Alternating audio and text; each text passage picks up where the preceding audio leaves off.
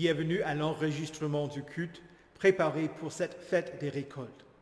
Nous commençons aujourd'hui avec l'introït prévu pour ce culte. Que tes œuvres sont nombreuses, Éternel. Tu les as toutes faites avec sagesse. La terre est remplie de tes biens. Bénis l'Éternel, mon âme. Éternel, mon Dieu, tu es infiniment grand. Tu es revêtu de splendeur et de magnificence. Du haut de sa demeure, Dieu arrose les montagnes. La terre est rassasiée du fruit de ton travail. Il fait pousser l'herbe pour le bétail et les plantes pour les besoins de l'homme, afin que la terre produise de la nourriture. Tous ces animaux espèrent en toi, pour que tu leur donnes la nourriture au moment voulu. Tu la leur donnes, et ils la prennent. Tu ouvres ta main, et ils sont rassasiés de bien. Au nom du Père et du Fils et du Saint-Esprit. Amen. Confessons nos péchés. Dieu Tout-Puissant, Père miséricordieux, je confesse devant toi, moi, pauvre et misérable pécheur, toutes mes iniquités et mes péchés par lesquels je t'ai offensé et mérité ta juste colère et ton châtiment, dans le temps et dans l'éternité. Je m'en repens de tout mon cœur. Je regrette sincèrement de les avoir commis, et je te supplie, par ta grâce infinie, et par les souffrances amères et la mort innocente de ton Fils bien-aimé, Jésus-Christ, mon Seigneur, de m'accorder ta grâce et ta miséricorde. Amen. Dans sa miséricorde, le Dieu Tout-Puissant a livré son Fils unique à la mort pour vous. En son nom, il vous pardonne toutes vos fautes. À ceux qui croient en Jésus-Christ, il donne le droit de devenir enfants de Dieu et leur donne son Saint-Esprit. Que le Dieu qui a commencé cette bonne œuvre en nous la poursuivra jusqu'à son terme, jusqu'au jour de notre Seigneur Jésus-Christ. Allez en paix. Amen. Prions. Dieu Tout-Puissant, tu bénis l'œuvre de nos mains et nous permets de récolter les dons de ton amour, les fruits de la terre. Tu entretiens nos vies et tu renouvelles quotidiennement les dons de ton amour. Donne-nous d'en user avec générosité pour le service des hommes et des femmes, nos frères et sœurs, et pour la gloire de ton saint nom. Fais aussi fructifier en nos cœurs la semence de ta parole, afin que nous puissions t'offrir sans cesse notre action de grâce. Par Jésus-Christ, ton Fils, notre Seigneur, qui vit et règne avec toi et le Saint-Esprit, un seul Dieu, maintenant et pour les siècles des siècles. Amen. Écoutez avec respect et recueillement les lectures pour cette fête des récoltes, tout d'abord dans l'Ancien Testament, dans le livre du prophète Ésaïe, au chapitre 58, les versets 7 à 12. Partage ton pain avec celui qui a faim et fais entrer chez toi les pauvres sans foyer. Quand tu vois un homme nu, couvre-le. Ne cherche pas à éviter celui qui est fait de la même chair que toi. Alors ta lumière jaillira comme l'aurore et ta restauration progressera rapidement. Ta justice marchera devant toi, et la gloire de l'Éternel sera ton arrière-garde. Alors tu appelleras, et l'Éternel répondra. Tu crieras, et il dira, « Me voici ». Oui, si tu éloignes du milieu de toi la contrainte, les gestes menaçants et les paroles mauvaises, si tu partages tes propres ressources avec celui qui a faim, si tu réponds aux besoins de l'opprimé, ta lumière surgira au milieu des ténèbres, et ton obscurité sera pareille à la clarté de midi. L'Éternel sera constamment ton guide. Il répondra à tes besoins dans les endroits arides et il redonnera des forces à tes membres. Tu seras pareil à un jardin bien arrosé, à une source dont l'eau n'arrête jamais de couler. Grâce à toi, on reconstruira sur d'anciennes ruines, tu relèveras des fondations vieilles de plusieurs générations, on t'appellera réparateur de brèches, restaurateur de sentiers fréquentés. Ici prend fin la lecture de l'Ancien Testament. Écoutez également l'Épître dans 2 Corinthiens, au chapitre 9, les versets 6 à 15. Sachez-le, celui qui sème peu moissonnera peu, et celui qui sème abondamment moissonnera abondamment. Que chacun donne comme il l'a décidé dans son cœur, sans regret ni contrainte, car Dieu aime celui qui donne avec joie. Dieu peut vous combler de toutes ses grâces, afin que vous possédiez toujours, à tout point de vue, de quoi satisfaire à tous vos besoins, et que vous ayez encore en abondance pour toute œuvre bonne. Comme il est écrit, « Il a distribué ses bienfaits, il a donné aux pauvres. Sa justice subsista toujours. » Que celui qui fournit de la semence au semeur et du pain pour sa nourriture, vous fournisse et vous multiplie la semence, et qu'il augmente les fruits de votre justice. Ainsi vous serez enrichis à tout point de vue pour toutes sortes d'actes de générosité qui, par notre intermédiaire, feront monter des prières de reconnaissance vers Dieu. En effet, le service de cette collecte ne pourvoit pas seulement aux besoins des saints, il fait aussi abonder les prières de reconnaissance envers Dieu.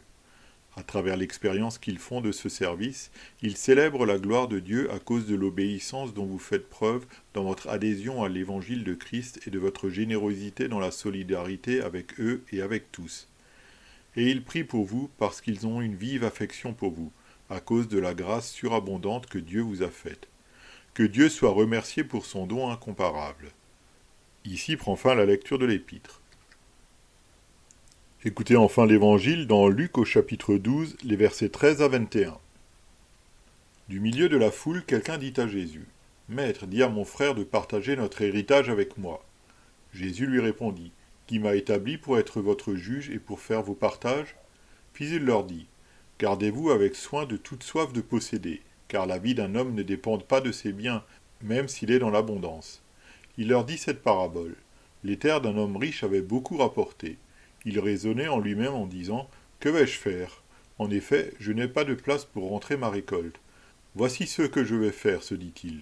J'abattrai mes greniers, j'en construirai de plus grands, j'y amasserai toute ma récolte et tous mes biens, et je dirai à mon âme, « Mon âme, tu as beaucoup de biens en réserve pour de nombreuses années. Repose-toi, mange, bois et réjouis-toi. » Mais Dieu lui dit, « Homme dépourvu de bon sens, cette nuit même ton âme te sera redemandée, et ce que tu as préparé, pour qui cela sera-t-il ?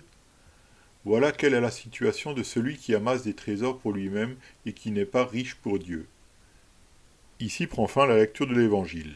Heureux ceux qui écoutent la parole de Dieu et qui la gardent. Confessons notre foi. Je crois en Dieu, le Père Tout-Puissant, Créateur du ciel et de la terre. Je crois en Jésus-Christ, son Fils unique, notre Seigneur, qui a été conçu du Saint-Esprit et qui est né de la Vierge Marie. Il a souffert sous Ponce Pilate, il a été crucifié, il est mort, il a été enseveli, il est descendu aux enfers. Le troisième jour, il est ressuscité des morts, il est monté au ciel, il siège à la droite de Dieu, le Père Tout-Puissant, et il viendra de là pour juger les vivants et les morts. Je crois au Saint-Esprit, la Sainte Église universelle, la communion des saints, la rémission des péchés, la résurrection de la chair et la vie éternelle. Amen.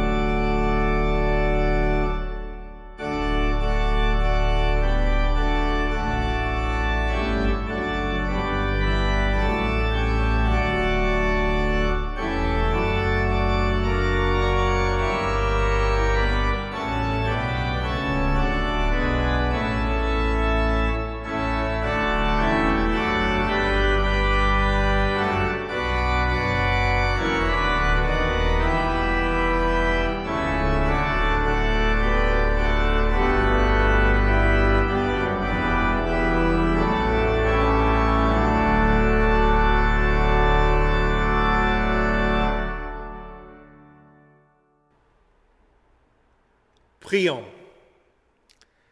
Ô Éternel, tu es juste dans toutes tes voies et bon dans toutes tes œuvres. Tous regardent avec espoir vers toi et tu leur donnes la nourriture au moment voulu. Tu ouvres ta main et tu combles de bien tout ce qui vit.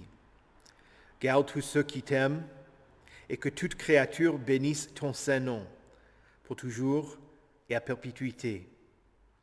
Amen. Que la grâce du Seigneur Jésus-Christ, l'amour de Dieu et la communion du Saint-Esprit soient avec vous tous. Amen.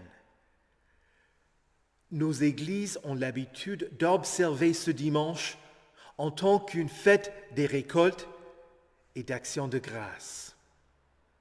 Pour ce culte en particulier, le chœur est souvent décoré avec du pain, des légumes, des fruits, des noix et d'autres types de nourriture pour nous rappeler de tout ce que Dieu nous donne. Il est important que nous voyions que la nourriture vient du Seigneur. Les œufs viennent des poules, les produits laitiers viennent des vaches, des brebis ou des chèvres. La viande nécessite la mort d'un animal. Le vin s'achète en bouteille, mais il faut des vignes et des vignerons qui transforment le raisin. Il en va de même pour les brasseurs et la bière, et les boulangers et le pain. Mais derrière tout cela est Dieu le Créateur. Il nous donne la nourriture. C'est la raison pour laquelle Luther nous enseigne à prier avant le repas. Seigneur Dieu, Père céleste, bénis-nous et bénis ces biens qui sont les tiens. Nous les recevons de ta bienveillante bonté par Jésus-Christ, notre Seigneur. Amen. Et encore, après le repas, de répondre avec action de grâce. Nous te remercions pour tous tes bienfaits, Seigneur Dieu, notre Père, par Jésus-Christ, notre Seigneur. Toi qui vis et règnes avec lui éternellement. Amen. Les pénuries de cette année, par exemple celle de l'huile de colza et celle de la moutarde, nous rappellent que la nourriture ne vient pas de nulle part, mais qu'elle est transformée à partir d'ingrédients. Pourtant, plus la nourriture est transformée, plus elle est éloignée de l'œuvre de Dieu. Quand nous mangeons du pain fait maison, nous pouvons voir le lien entre les ingrédients et ce que nous mangeons. Avec une mayonnaise, c'est la même chose. Mais il est plus difficile de voir le lien quand on achète des produits que nous ne pouvons pas transformer nous-mêmes. Je ne peux pas fabriquer des Doritos ou des Haribo. C'est pourquoi nous ne voyons pas de conserve de nourriture ou de sachets de friandises parmi la nourriture à côté de l'autel. On est loin des produits de base. Il nous faut apprendre que notre confiance n'est pas en Allelor, Burley, Carola ou les autres commerces qui transforment des produits, ni dans les supermarchés qui les vendent. Dieu est derrière le tout. Et il ne faut pas que nous l'oublions. Cela devient même plus important quand le prix de la nourriture augmente, quand les étagères du supermarché sont vides, ou quand les gens ont plus de difficultés à se nourrir. Et il ne s'agit pas seulement de la nourriture. Le chauffage, et l'électricité ne viennent pas de tuyaux et de câbles. Je sais que certains d'entre vous chauffent leur maison avec du bois ou utilisent le four comme source supplémentaire de chaleur. Mais cette année, de plus en plus de gens se préparent à chauffer leur maison, mais ont de difficultés à se procurer du bois ou du charbon. L'eau sortant du robinet est une bénédiction énorme, mais les temps de sécheresse nous rappellent qu'elle n'est pas illimitée. Les vêtements n'apparaissent pas de nulle part. Encore une fois, il faut nous rappeler que Dieu prend soin de nous à travers d'autres personnes, à travers le système de santé, à travers le gouvernement, à travers les infrastructures. Luther parlait ainsi de nous et d'autres gens comme étant des masques de Dieu. Quand on porte un masque, on se déguise, on cache son identité et semble être une autre personne. C'est ainsi que Luther a pu parler de la mère qui change les couches de son enfant ou du cordonnier comme étant un masque de Dieu. Luther a dit que ce n'est pas nécessaire que le cordonnier mette une petite croix sur les chaussures qu'il fabrique pour qu'il ait un métier chrétien. C'est plutôt en rendant service à son voisin, en fabriquant le meilleur produit possible et en le vendant au prix juste, que le chrétien rend service à Dieu et qu'il devient le masque de Dieu pour son prochain. Ainsi, dans la lecture de l'Ancien Testament, quand Dieu dit « Partage ton pain avec celui qui a faim et fais entrer chez toi les pauvres sans foyer. Quand tu vois un homme nu, couvre-le. Ne cherche pas à éviter celui qui est fait de la même chair que toi. » Dieu prend soin des autres à travers nous. Ainsi, ta lumière surgira au milieu des ténèbres et ton obscurité sera pareille à la clarté du midi. Dieu se révèle aux autres à travers vous, son peuple.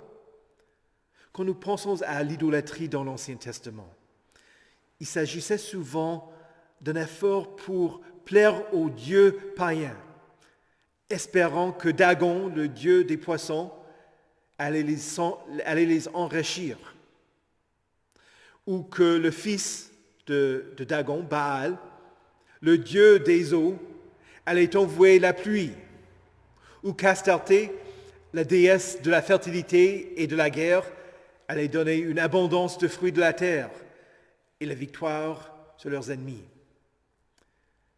Mais à l'époque, beaucoup étaient d'avis que leur quotidien était lié à l'attitude de l'un des dieux. S'il y avait de la famine, c'était parce qu'Astarté n'était pas satisfaite. S'il y avait eu de la sécheresse, c'était la vengeance de Baal. Ils vivaient dans le doute, ne sachant jamais s'ils en avaient fait assez. Et quand les choses n'allaient pas bien, ils redoublaient leurs efforts pour plaire aux dieux. Il y en a beaucoup qui vivent chaque jour dans l'incertitude de l'attitude de Dieu envers eux. C'est à nous, l'Église, de faire connaître Dieu et son attitude envers sa création, le vrai Dieu. Bien qu'il œuvre à travers d'autres personnes et à travers sa création, pour prendre soin de nous, ne se cache pas pour être inconnu. Dans l'Ancien Testament, il a envoyé ses prophètes qui prêchaient la parole de Dieu.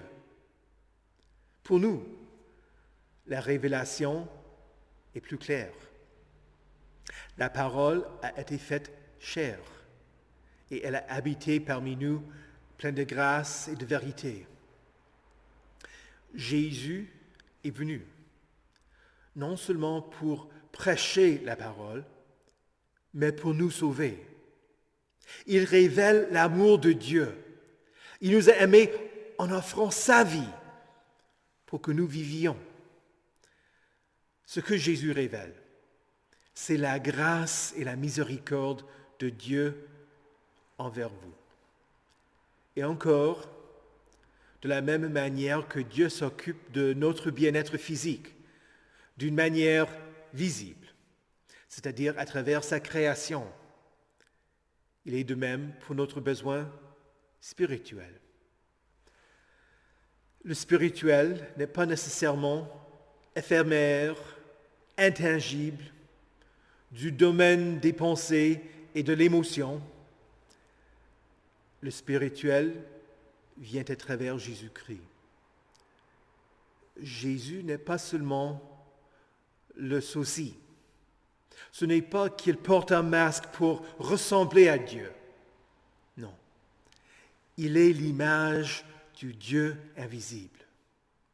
Notre confiance n'est pas en un Dieu inconnu et caché, mais en celui qui est venu, qui vient toujours vers les hommes et vers les femmes à travers sa parole, et qui reviendra plein de gloire. Nous verrons alors Dieu de nos propres yeux. Et encore, le spirituel vient à travers l'œuvre du Saint-Esprit. C'est lui qui fait ce qui est du domaine spirituel à travers la parole. Le vrai Dieu, le Père, le Fils et le Saint-Esprit ne dédaignent pas la création, mais il l'utilise pour donner son salut aux gens. Ainsi, Jésus a pris de la nourriture tout à fait ordinaire, du pain et du vin, et il l'a consacré pour offrir ses dons spirituels, le pardon, la vie et le salut à son peuple. Encore une fois, il semble que Dieu soit caché. On voit, on sent, on goûte un morceau de pain et une petite gorgée de vin. Mais Jésus nous donne son corps et son sang à manger et à boire pour nous soutenir lors de notre pèlerinage dans ce monde et pour nous conduire vers le grand festin dans son royaume qui n'aura pas de fin. C'est pourquoi que nous appelons le repas du Seigneur l'Eucharistie, le mot grec qui signifie l'action de grâce. Et voilà ce que nous faisons. Vous souvenez-vous de ce que je dis dans la préface de la liturgie de la Sainte Seine, avant la consécration du pain et du vin? Il est véritablement juste, bon et salutaire de te rendre grâce toujours et partout, Seigneur, Père très saint, Dieu éternel et tout-puissant. À l'occasion de cette fête des récoltes, voyez l'œuvre de Dieu, ce qui est évident à travers sa création. Mais voyez aussi les masques de Dieu, toutes ces personnes que le Seigneur utilise chaque jour pour te bénir, pour vous bénir et pour vous garder. Voilà votre Seigneur qui s'occupe de votre bien-être. Gardez les regards sur Jésus, qui fait naître la foi et l'amène à la perfection, qui a souffert la honte de la croix en méprisant ceux qui s'y attachaient, et qui s'est assis à la droite du trône de Dieu. Réjouissez-vous de ce qu'ils viennent vers vous dans l'Eucharistie. Et pour tout cela, rendez grâce à Dieu. Nous prions dans le psaume 103. Bénis l'Éternel, mon âme. Que tout ce qui est en moi bénisse son Saint-Nom. Bénis l'Éternel, mon âme. Et n'oublie aucun de ses bienfaits. C'est lui qui pardonne toutes tes fautes, qui guérit toutes tes maladies. C'est lui qui délivre ta vie de la tombe, qui te couronne de bonté et de compassion. C'est lui qui rassasie de bien ta vieillesse, qui te fait rajeunir comme l'aigle. Au nom de Jésus, Amen. Que la paix de Dieu, qui surpasse toute intelligence, garde vos cœurs et vos esprits en Jésus-Christ pour la vie éternelle. Amen. Prions le Seigneur. Dieu, notre Créateur, la pluie et la neige descendent du ciel et n'y retournent pas sans avoir arrosé la terre, sans avoir fécondé et avoir fait germir ses plantes, sans avoir fourni de la semence au semeur et du pain à celui qui mange. Nous te rendons grâce pour la récolte de cette année et prions qu'elle soit une bénédiction pour tes fidèles et un témoignage de ton amour envers toute personne et toute créature. Soutiens le travail de tous ceux à travers qui tu exauces notre demande pour notre pain de ce jour. Nous te louons et te glorifions pour ta bonté et ta générosité envers nous, et nous prions que tu fournisses de la nourriture à ceux qui vivent dans les régions où il y a eu de la sécheresse, des inondations, les incendies, la guerre et toute autre difficulté qui a pu limiter la récolte. Donne-nous à tous de voir nos prochains qui ont faim, afin que nous ne soyons pas indifférents envers eux, mais que nous partagions notre abondance avec eux. Seigneur, dans ta miséricorde, écoute notre prière.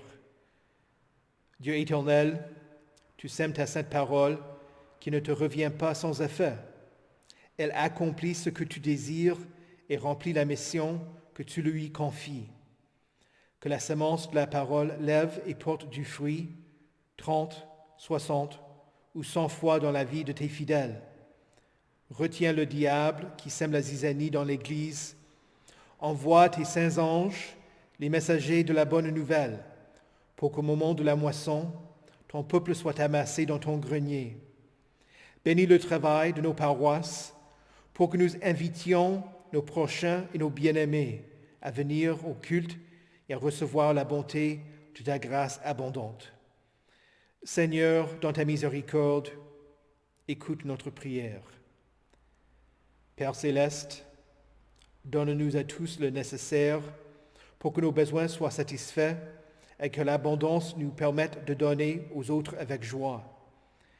Soutiens notre synode et conduis notre président Gleason, tous les pasteurs, toutes les paroisses et tous les saints qui font face aux épreuves.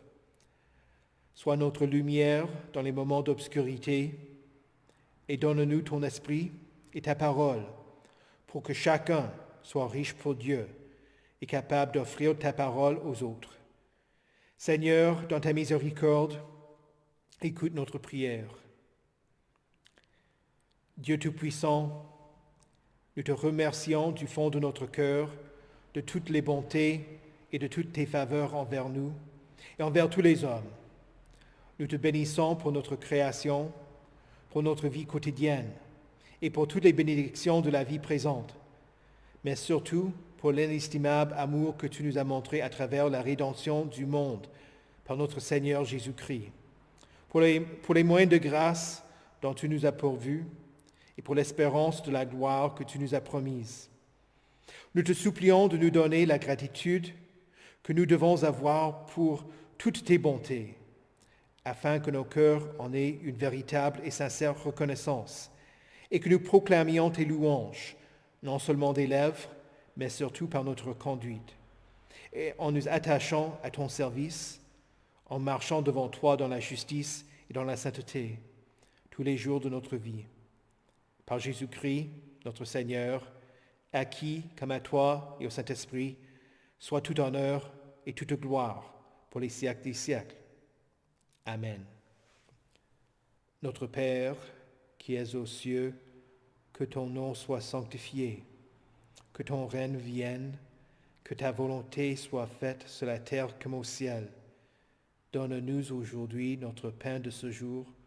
Pardonne-nous nos offenses, comme nous pardonnons aussi à ceux qui nous ont offensés. Et ne nous laisse pas entrer en tentation, mais délivre-nous du mal.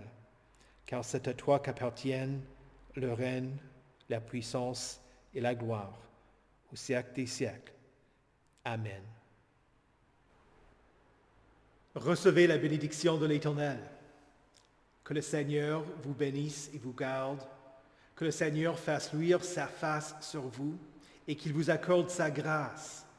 Que le Seigneur tourne son visage vers vous et qu'il vous donne sa paix. Amen.